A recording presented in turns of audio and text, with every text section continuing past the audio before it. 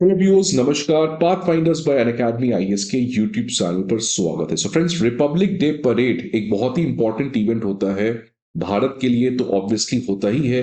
लेकिन भारत अपने foreign policy के पर्सपेक्टिव से जनरली इंटरनेशनल गेस्ट्स को इनवाइट करता है।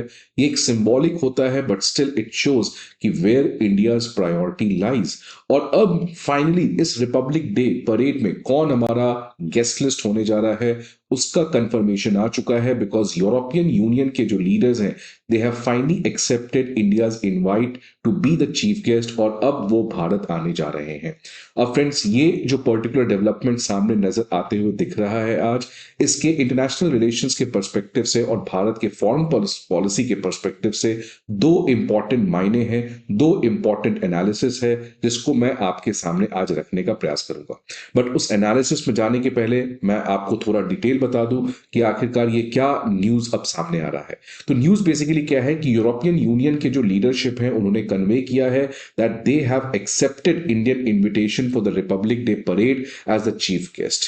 इसमें इस समय दो लोग के आने की कंफर्मेशन आ रही है, president of the European Commission Ursula von der Leyen और president of the European Council Antonio Costa. ये दोनों चीफ गेस्ट की तरह रिपब्लिक डे सेलिब्रेशंस में नेक्स्ट ईयर पार्टिसिपेट करने जा रहे हैं। अब इस पर्टिकुलर डेवलपमेंट के बाद एक और फॉलो अप डेवलपमेंट सामने ये नजर आते हुए नजर आ रहा है कि आपको पता है फ्रेंड्स, 2025 एक ऐतिहासिक ईयर रहा है, एक ऐसा साल रहा है जो इंडिया और यूरोपियन यूनियन के रिलेशंस में अपने बेस्ट फेज का रिलेशनशिप आ चुका है।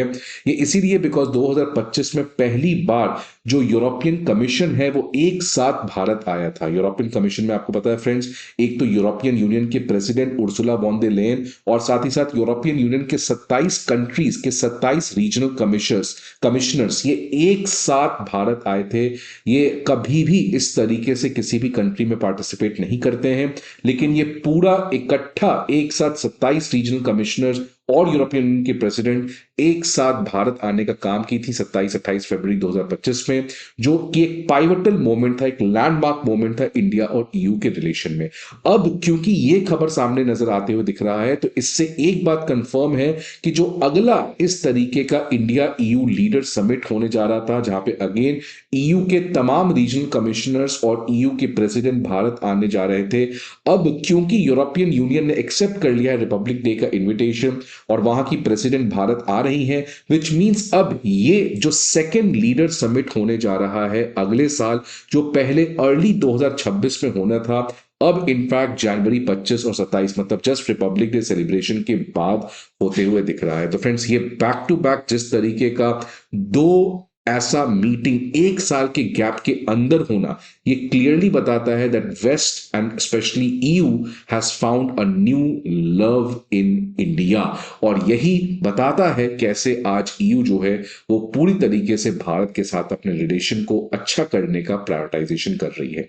अब इससे एक और बड़ी डेवलपमेंट आएगी कि अब जो फ्री ट्रेड एग्रीमेंट होना था, अब इसके ऊपर एक और बड़ा प्रेशर आएगा, बिकॉज ऑब्वियसली जब ये सब चीजें होगा तो उसके पहले फ्री ट्रेड एग्रीमेंट करना जरूरी है। बिकॉज ऑलरेडी यूरोपियन यूनियन की प्रेसिडेंट ने कह रखा है कि इस साल के एंड तक फ्री ट्रेड पैक्ट हो जाएगा। पीयूष गोयल जी ने भी कहा है कि ये डील जो है वो इस साल के एंड तक फाइनलाइज हो जाएगा।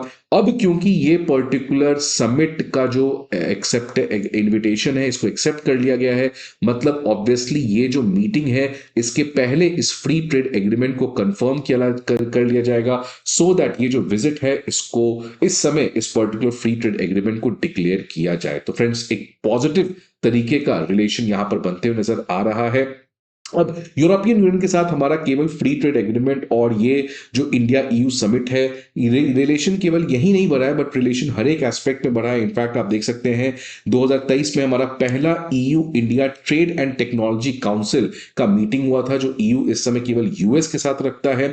अब 2026 के रिपब्लिक डे के बाद हमारा second EU India trade and technology council की मीटिंग भी अब एक्सपेक्टेड होते हुए दिख रही है। और इस साल आपको पता है यूरोपियन यूनियन ने एक नया स्ट्रेटेजिक एजेंडा रिलीज किया है, जिसमें रिलेशन भारत के साथ बिल्ड करना है। मतलब फ्रेंड्स, एक तरीके से क्लियरली दिस ईयर जहां पे ट्रम्प की अनसर्टेनिटी से दुनिया जूझ रहा था, ट्रम्प के रडार पर उसके ट्रेडिशनल पार्टनर्स लाइक ईयू और साथ ही साथ उनके इंपॉर्टेंट पार्टनर्स लाइक इंडिया, इन दोनों को आज समझ में आ चुका है कि यूएस आज कितना अनप्रेडिक्टेबल हो चुका है, आइसोलेटेड हो चुका है। और ईयू जो हमेशा से चाइना के साथ रिलेशन रखता था, लेकिन आज खुद चाइना कैसे ईयू का जो ग्रैंड प्रोजेक्ट है उसको तोड़ने का प्रयास कर रहा है, नॉर्थ वर्सेस साउथ ईयू और east versus West European union, इस तरीके से वो फ्रैगमेंट करना चाह रहा है। तो आज ईयू के सामने उस डिलेमा का एक ही आंसर है, have good relations with India, और वही ईयू करते हुए नजर आ रहा है। अब मैं जियोपॉलिटिकल एनालिसिस पे आता हूं, तो फ्रेंड सबसे मेरा पहला एनालिसिस है कि भारत एक ऐसा देश है जहां पे रशिया के president Vladimir Putin next month Bharat आने वाले हैं, 5 से 6 दिसंबर को। रशिया के पुतिन के जो एड है, उन्होंने 2 दिन पहले कहा कि ये मीटिंग जो होने वाला है ये एक ऐतिहासिक होगा, ये बहुत ही ग्रेट होने वाला है, ग्रैंड होने वाला है। तो भारत एक ऐसा देश है जहां पर अगले महीने पुतिन आने वाले हैं, उसके बाद जेलेंस्की आने वाले हैं, और उसके बाद ईयू का एक पूरा जत्था रीजनल कमिश्नर्स का भारत आने जा रहा है। तो ये बताता है भारत की मल्टी वेक्टर फॉरेन पॉलिसी, ये बताता है भारत की middle path, because only India इस चीज को कर सकता है। तो फ्रेंड्स, ये इंडिया की बैलेंसिंग अप्रोच का नतीजा है that world trusts India because India does not take stand, India does not take sides, India only stands with peace and सबका साथ सबका विकास। अब ये जियोपॉलिटिकल एनालिसिस हो गया। Now let's move to the second geopolitical analysis.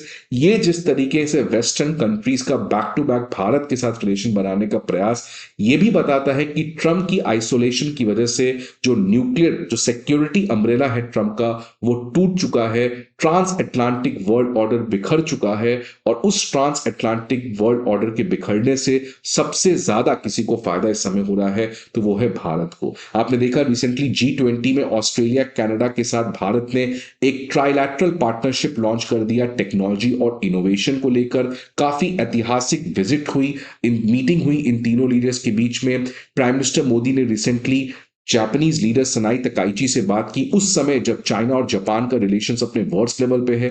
Australia के prime minister से prime minister Modi ने बातचीत किया, और अगेन डिफेंस एनर्जी ट्रेड को लेकर काफी ज्यादा समझौता हुआ। कैनेडियन प्राइम मिनिस्टर ने भी अब कह दिया है कि वो अगले साल भारत आने जा रहे हैं।